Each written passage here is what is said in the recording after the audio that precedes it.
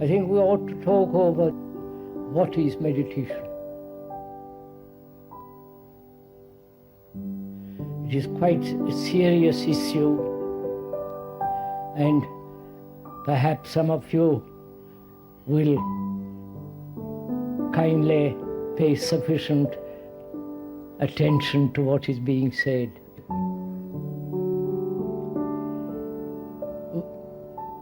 This word is now becoming so common. Even the governments are beginning to use it. Even the people who want money are trying to meditate more to get more money.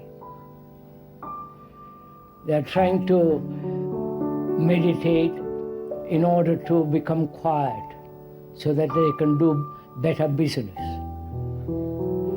And the doctors are practicing meditation because they will help them to operate properly, and so on and on and on and on.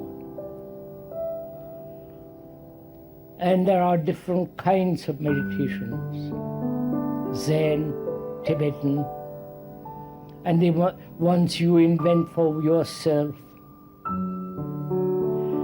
And with all this in mind, the Indian type of meditation, the encounter group meditation,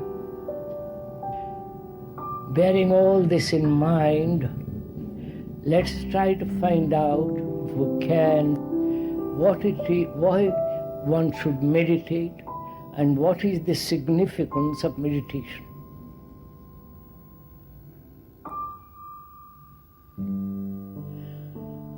This word has been recently being popularized from India. And people go to India and to Japan and other places in order to learn meditation, in order to practice meditation, in order to achieve some kind of result through meditation, enlightenment, better understanding of themselves, have a peace of mind, whatever that may mean. The gurus have invented their own type of meditation, and so on and on and on, right? I'm sure you're aware of all this. And of course there is the passing fad which is called transcendental meditation. It is really a form of siesta in the morning, siesta after lunch, siesta after dinner or before dinner, so that your mind kind of becomes quiet and you can do more mischief afterwards.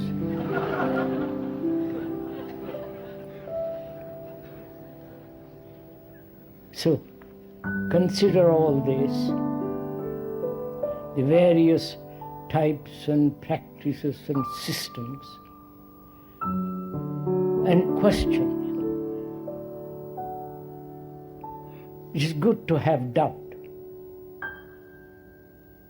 It's good to be skeptical up to a certain point. It's like a dog on the leash. You must let the dog go occasionally, run freely. So doubt, skepticism must be kept on a leash all the time, but often it must be allowed to run free.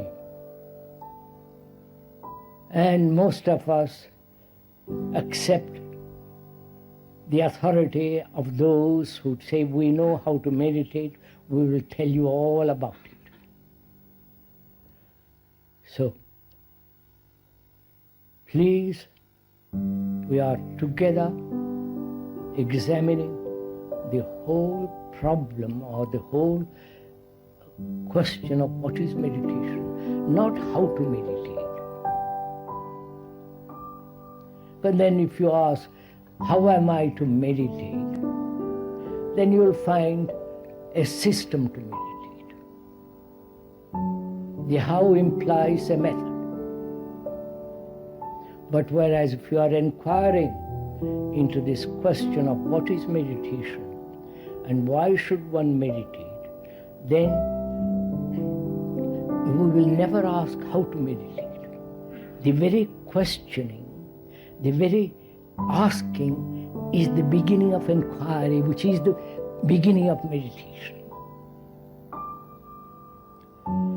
There is no authority in so-called matters of spiritual matters, if I can use that word spiritual, in the matter of the spirit, in the matter of inquiry into something that demands very, very, very careful examination. First, I think one must be careful in observing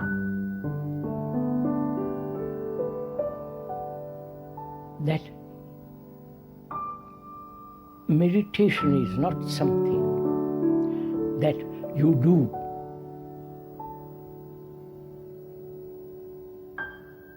Meditation is something entirely a movement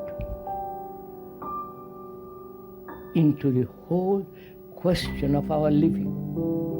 That's the first thing. How we live, how we behave, whether we have fears, anxieties, sorrows, whether we have built images about ourselves and about others.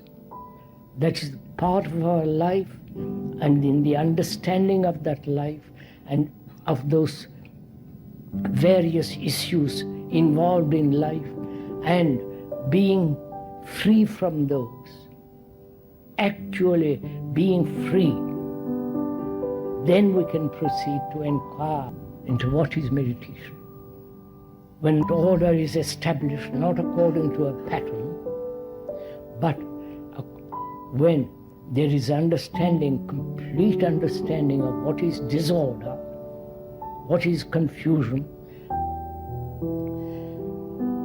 having put that in order, our life in order, and the very placing things in their proper place is the beginning of meditation. Right? If we have not done that, actually, not theoretically,